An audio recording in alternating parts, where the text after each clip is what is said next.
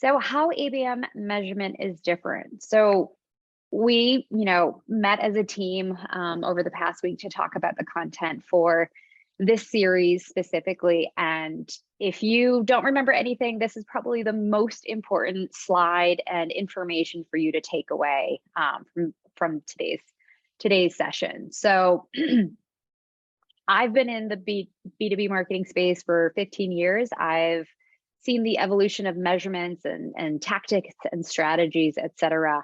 And this is a mind shift for yourself, for your team, for your executives, for whomever is, you're trying to align with. There are three components that we definitely want to spend a few minutes walking through about why ABM measurement is different.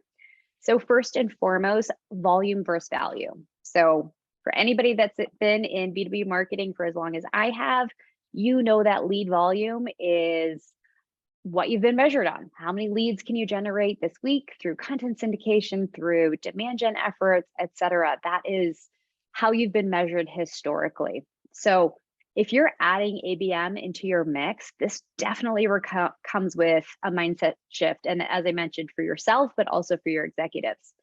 A little bit of context. I remember sitting down with Breton back in November, December, whiteboarding out our strategy and talking about how we're going to take this program to the next level. And it required a lot of trust on my part with Breton. I remember having the shakes. I was like, are you sure this is going to work? And the great thing about this, though, is that we're really focused. We talked about our ideal customer profile back in series 1. And so your goal with ABM is to continue to target and generate leads, of course, but from that finite ICP audience.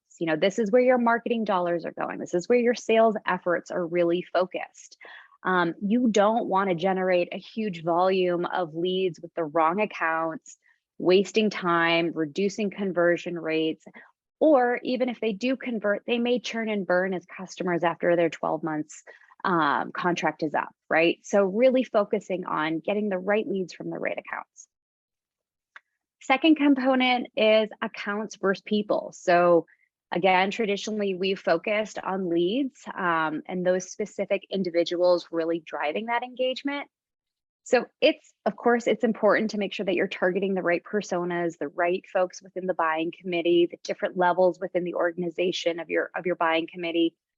But it's really about focusing on the account before the person and not the other way around. So Breton mentioned, I think it was either episode 1 or 2, but this is how we tiered our segments, right? Really looking at the engagement on the account level as a whole and determining the best accounts to go after, whether it's marketing versus ADRs versus AE. So really focusing on that account level. And then third is revenue impact. So, we're marketers, we're growth marketers. We have an eye on pipeline and revenue. That's what we're here for. And so your ABM efforts naturally have to drive revenue as well. One thing that we have evolved more is really, instead of measuring direct pipeline generation, and I'm sure everyone has different attribution frameworks, we're really pivoting to revenue influence, right? Like we are a cross-functional go-to-market team. We are building strategies and programs across marketing, ADRs, and sales in order to move the needle on revenue. And so it is truly a go-to-market team strategy that is influencing revenue, right?